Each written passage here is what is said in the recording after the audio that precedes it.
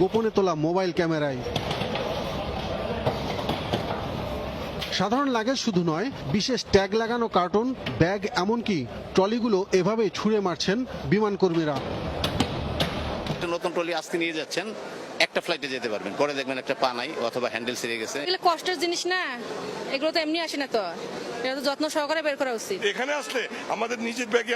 Hello guys, আসসালামু আলাইকুম। আমি একজন মালয়েশিয়ান প্রবাসী, সাগর আহমেদ।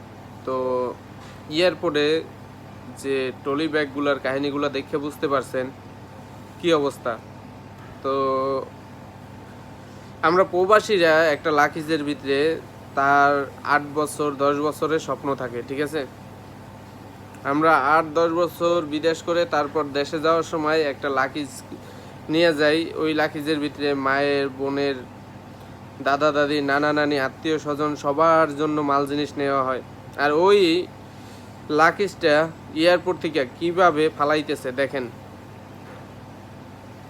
এয়ারপোর্টে যারা কর্মরত আছে, যারা বিমান থেকে লাকিজ নামায় উঠায়, তো কি একটুকু কষ্ট লাগে না? তুই যে ব্যাগটা নামাইতেছ ওই ব্যাগটার দামও 5,000 টাকার উপরে।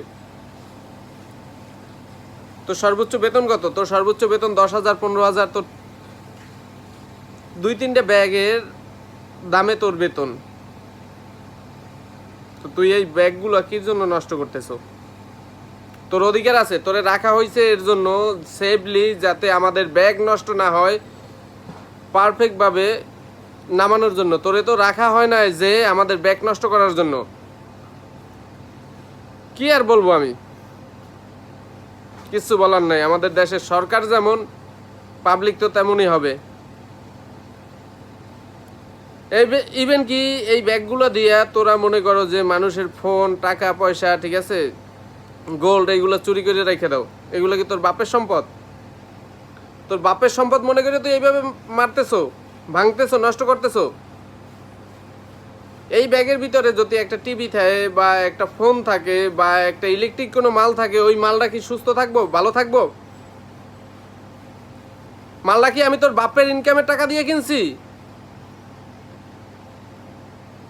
আমি তোর বাপের ইনকামের টাকা দিয়ে কিনি নাই। আমার পরিশ্রম করা টাকা, প্রবাসী গো, হাড় ভাঙা পরিশ্রম করা টাকার মাল কেনা।